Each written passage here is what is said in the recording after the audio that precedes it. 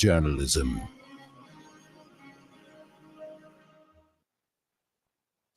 Welcome back. It is exactly 12:38. This is the mid-morning show with me, Julie Ali. Next, we are talking with Nadene Graham. She is the operations director of Door of Hope Children's Mission. It's a child and youth center, and they are accredited for the very first modern-day baby saver in the world. This was installed in April 1999. She's also the co-founder of Baby Saver South Africa, which was established in March of 2021, which is a coalition of baby saver organizations in South Africa. But now they have hit a bump in the road. And it seems as if the Gauteng Department of Social Development has declared baby saver facilities illegal. So this is, of course, a huge challenge. Nadene Graham, a very good morning to you. Welcome to the program. I'm really sad that we are talking under these difficult circumstances for you and your organization. Yes, good afternoon to you and to the listeners. I just also want to say thank you very much for giving us this opportunity to speak about baby savers and this issue that has come about. And yeah, we hope that we can come to some conclusion at the end of all of this that babies' lives actually do matter. Absolutely.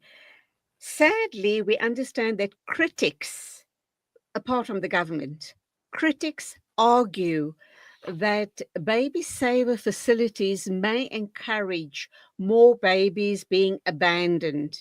How do you respond to these concerns, and what safeguards are in place to prevent misuse of this facility? Yes, it's a very interesting question. I think even before Baby Savers was established, baby abandonment was already happening.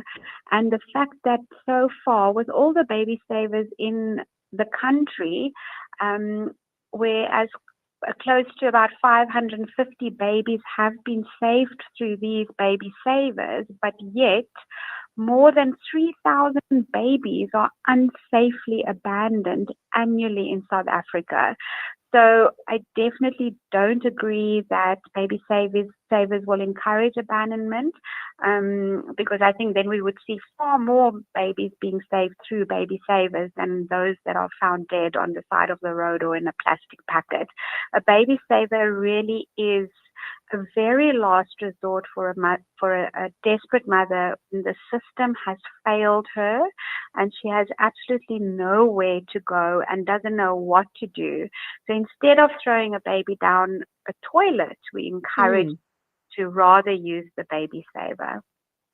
Sadly, I've read of so many such cases, a baby, being flushed down the toilet or in a dustbin, or like you indicated, in the gutters. And those cases pop up from time to time. How do you perceive the government's role in addressing the issue of infant abandonment, and what alternate solutions do you believe should be put in place if they do decide, and we hope it doesn't come to that, but if they do decide to declare baby savers illegal, which means you're going to have to shut your doors? So I think nowhere is it written that the actual baby saver box is illegal. They are stating that the use of the baby box is illegal because the mother placing her baby in the baby saver box is actually abandonment, and abandonment is illegal in the country, whether it's safe or unsafe. So those are things that we are trying to work on. We want to change the narrative of a baby saver being used from abandonment to rather safe relinquishment and giving that baby a chance at life, because every child has the right to life. Unsafe abandonment obviously takes away this right.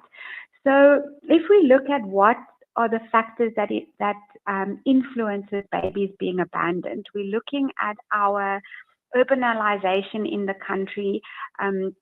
We look at poverty, we look at gender-based violence, teenage rape. We all know how high teenage rape and teenage pregnancies are in this country.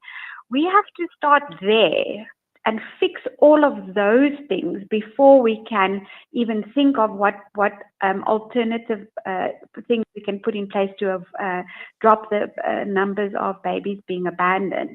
Because why are they being abandoned? Mothers are poor, they can't parent, they've been raped. Imagine a 12-year-old being raped, and she is rejected by her family, her community. They don't believe her. What is she going to do? So the system has failed in so many areas that can be fixed first. I'm not saying it will take away babies being abandoned, but I definitely believe strongly that it would reduce the numbers of babies being abandoned. And if we hope and pray that baby savers will not have to close, but that they are actually seen as a safe alternative. We need far more crisis pregnancy centers in the country.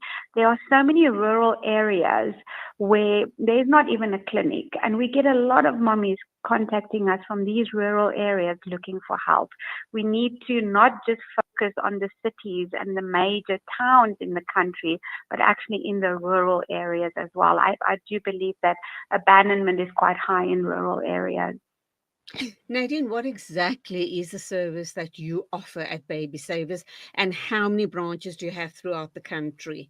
Um, you So, know, carry on, carry on. okay, sorry. So Baby Savers is really just a coalition. There are about between 30 and 40 organizations in the country that have Baby Savers. And because they were all standing alone, working alone, we felt that we needed to pull together, stand together, support each other. So we formed this coalition, Baby Savers South Africa. And we also assist organizations who want to install baby savers. We put together a minimum standards and requirements to have a baby saver, because we strongly believe they have to be regulated. And this is where we want to work with the Department of Social Development, is to have these safe life-saving devices, but that they need to be regulated and managed to ensure that all the statutory processes are followed when a baby is placed in the saver. So we also then, applying to the courts to make baby savers legally recognized as a safe alternative. So a mother doesn't have to be fearful that she will be arrested or face prosecution when she uses this device to save her baby's life. What happens to the babies? And one thing, I think I owe you an apology. Your surname is Grabham, not Graham. Am I right? Yes, it's Grabham, but don't worry, a lot of people pronounce I, it I wrongly. thought it was a spelling error on the Oh, part of my producer, so apologies for that. Let's no. understand what happens to babies once they reach baby savers. You and Mhm. how often do you check the boxes, or is there a system where I know a long time ago I spoke to a facility where they said that once the baby is dropped into the box or put into the box, drop sounds harsh, put into the box, then there Mhm. is a little bell there that they ring, which alerts the sisters or whoever it is that's on duty that a baby has arrived.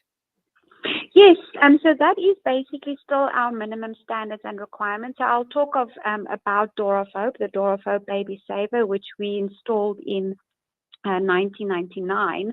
So it's a metal box built into the wall. It's got a pressure plate, it's got a magnetic lock, and it's got an alarm system. So this alarm system, as soon as that pressure plate feels the pressure and the door is closed, it will lock the door. The alarm goes off inside the property where the responder is or the caregiver. And we also have a monitor to ensure that, because sometimes people put donations in or the kids run past and they open it. So Oh, we have got this monitor to show that there is a baby. And the mm. responder will immediately then go and retrieve the baby from the baby saver. There are other organizations where the saver is not necessarily on the property of a church or a children's home, but it could be at a crisis pregnancy center. These systems that are in the baby savers, you can actually have an app on your phone, like your normal alarm system in your house. You can have an app on the phone. It shows you what is in the box. You can alert your first responders, your ambulance or paramedics, and they will go straight away. They will go to the area where the baby saver is. So it is. I think we have to check, obviously, with load shedding. You have to make sure that you have very, very strong backup batteries for the alarm system. You check the system as often as you can. Because the last thing we want is for a baby to be in there, for an unnecessary length of time. But I know that these boxes the babies are taken out between 2 minutes to 10 minutes while they, the responders come to the scene. Let's talk about the progress of this baby. So once the baby is then, taken care of or lifted from the box, uh, does the baby get taken to a hospital for an examination? What's the next step? Um, and at what point does the baby, I assume, get put up for adoption? So what Yep. exactly is The steps that are processes. followed? Yep. Yeah.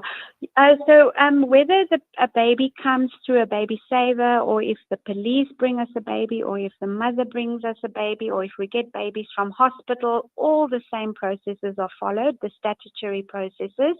With a baby that is placed in our baby saver, we do open a case at the police station just to report the baby that has been received. We then pass the case on to a child protection organization, and we also fill in the necessary paperwork, which we then submit to the Department of Social Development. A social worker is appointed to the case who will then do the necessary investigations, place the required ads for 90 days, apply for the birth certificates, and that child protection organization will then, if we manage to trace family, if there is information that has maybe been left in the saver with the baby, our aim and the whole of Baby Savers organizations is we are pro family preservation. So wherever possible, we want the baby to be reunited with a family. It doesn't necessarily have to be the mother. It could be the father or both parents, or even extended family. So that would be the first focus. And only once all the procedures have been followed and the court and the child protection organization deems the baby legally adoptable, then only will they start the adoption process. And in the interim, that baby is in the safe, loving, caring arms of a children's home or a temporary foster home or a temporary foster parent until those processes are all finalized. Okay, let's go for an ad break. We'll come back and have another 10 minutes or so to talk some more on baby savers. Please stay with us. Searching for elite local and international investment and advisory services from an award-winning firm? Look no further than the Belmont Mayer Group, your gateway to unparalleled investment and wealth management. At Belmont Mayer, we believe in the art of wealth creation, a meticulous process fueled by our unwavering commitment to excellence. With a focus on providing elite alternative investments and quality advice, we also pride ourselves on maximizing value for our esteemed investors, as seen through our consistent outperformance. Your financial success is our top priority. Join us at Belmont Mayer and experience the difference firsthand. Ready to embark on a journey of greatness? Contact us today. Reach out to the Belmont Mayer Group on 078 786 1698. Call or WhatsApp or email us at info@belmontmayer.com. Elevate your financial future with Belmont Mayer, where every detail matters. Discover the Africa of your dreams and surround yourself with her spectacular beauty. Relax beneath her serene sunsets and explore wildlife at its natural best. It's where the pride of Africa comes together. The Kwantu Private Game Reserve. Get to know the Big Five or cruise on an elephant safari game drive. Interact with lion and tiger cubs and enjoy world-class halal cuisine while we pamper you during your 5-star stay. Indulge in the true African experience. For reservations, call now on 042 203 1400 or visit kwantu.co.za. The Kwantu Private Game Reserve, the place of gathering.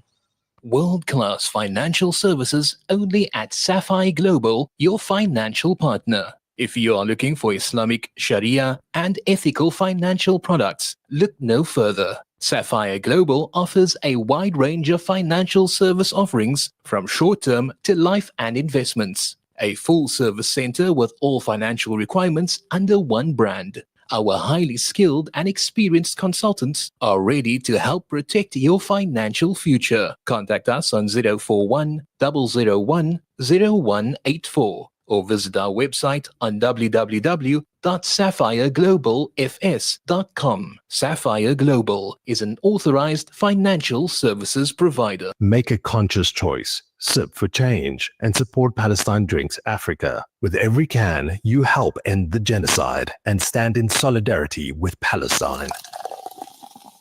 Choose between our original or sugar-free options available in a case of 24.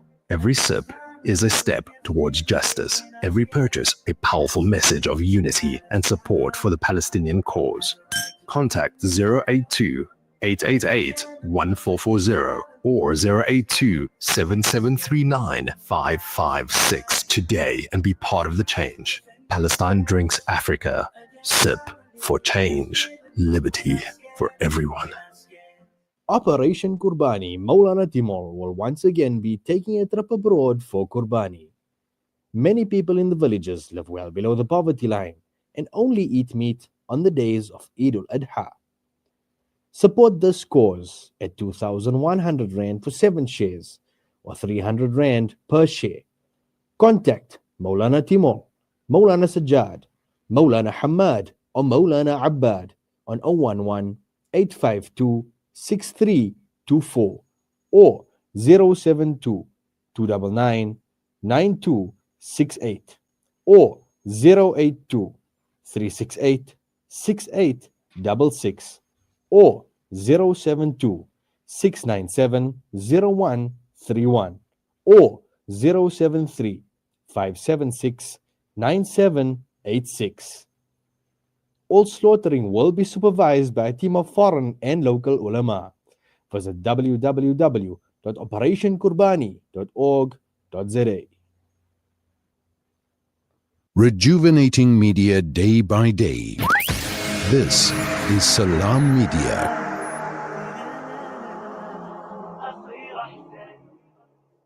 It is 12:56 and we're going to be wrapping up with Nadene Grabham, Operations Director of Door of Hope Children's Mission, a child and youth center. They have been accredited for the very first modern day baby saver in the world.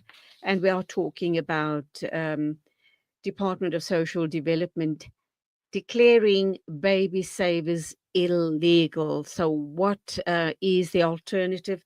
Have they in fact suggested what the alternative or the directive could be in this situation, Nadene? I know the social development has stated, especially Gauteng that we're referring to, that there are enough processes in place that can assist these mothers who are looking to place their babies into temporary care or into foster care or even for adoption. They say that social workers at the hospitals can help. A mother can go to the police station and the police will help her But we know, we work on the ground, we get contacted by mothers on a daily basis where they have been chased away by the police because the police don't actually know what to do with a baby or how to care for the baby. They get judged by the social workers and nurses in hospitals, and they get told to go home and parent. So it is for these mothers that we are saying that a baby saver can be a last resort for these mothers to turn to. Nobody wants to, I'm pretty sure there is no parent that that's considering giving their baby for temporary foster care or adoption, and they are shouted at, they are made fun of, they are judged, and they feel bad enough already. So I think we need to maybe just focus that even though these processes are there, they don't always work. And what harm will it do to also have a baby saver that can be part of the process for mothers who are being judged, who don't actually want to work with social workers. They want to remain anonymous, maybe for their own reasons. It must be a combined effort. Nobody can. We know how many people are in South Africa. How many people live in poverty? There is the social development is so overworked already. I think it would be so helpful if they can partner with non-profit organizations to help fight this fight and save babies' lives. Just on that note, I was chatting with someone from another organization last night, and what she said was, and this was for a totally different reason why this family went to DSD, Department of Social Development.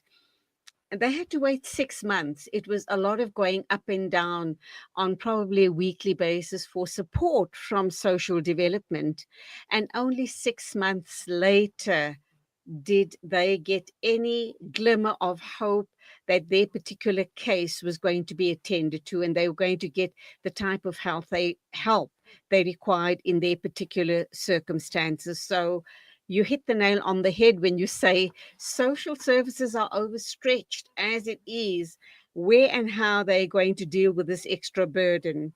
But having said that, Nadene, can you highlight any success stories where a baby saver intervention led to a positive outcome for both the child and the mother, either by being reunited or the child being put into a loving, safe, caring home, either as being fostered or being adopted?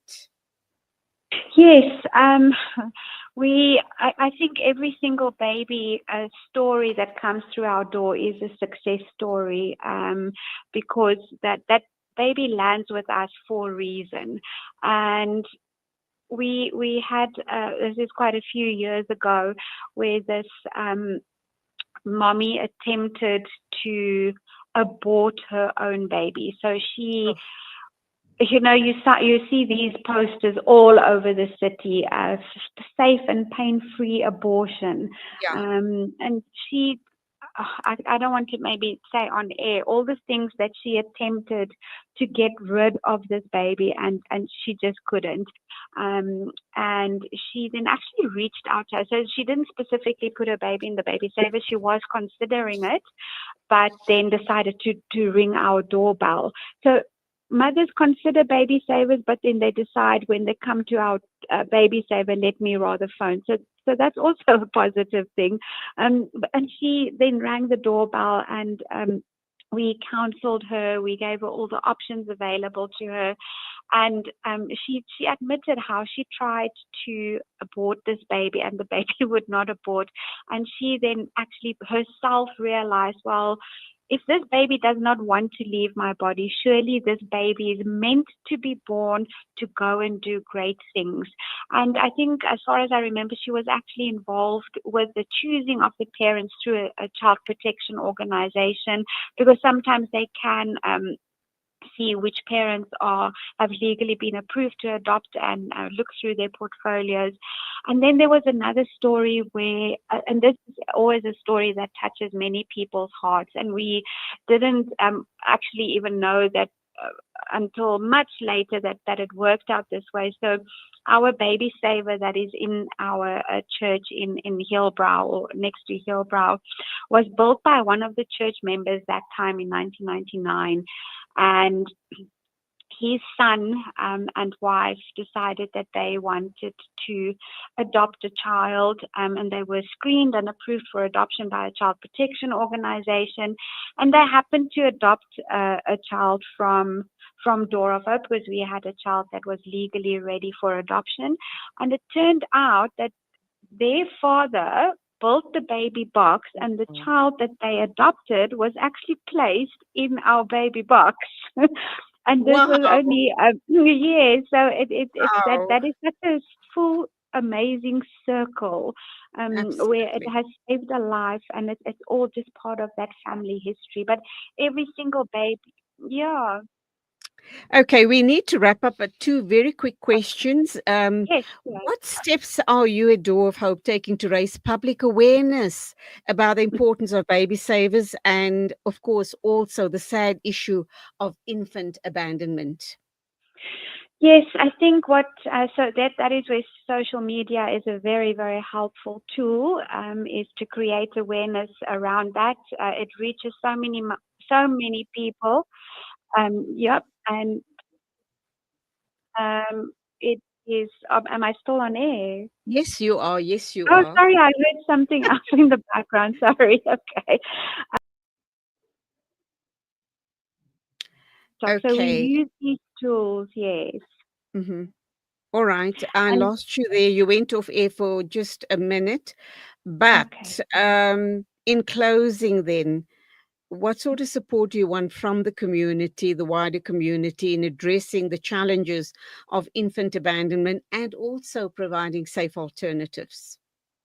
I think creating awareness, sharing all the options that's available on these social media platforms so that it can reach parents. At this stage, we are actually wanting a religious or community group or organization, especially those who focus in child protection and the issues affecting the communities like baby abandonment, to join the Baby Savers team as amicus in this battle to legalize baby savers. Good luck on that. I hope that it comes through, as soon as possible. Thank you. Thank you for the amazing work you guys are doing at Door of Hope and all of the other saver centers throughout the country. Um, God accept it. God bless. God watch over all of you and those little lives that Thank are you. put in your care, albeit for a short time before they are found permanent homes. But it's so good to know that there are safe havens like yours out there giving people some hope. Nadene Grabham, thank you indeed, Operations Director at Door of Hope. Thank you so much, and have a good day.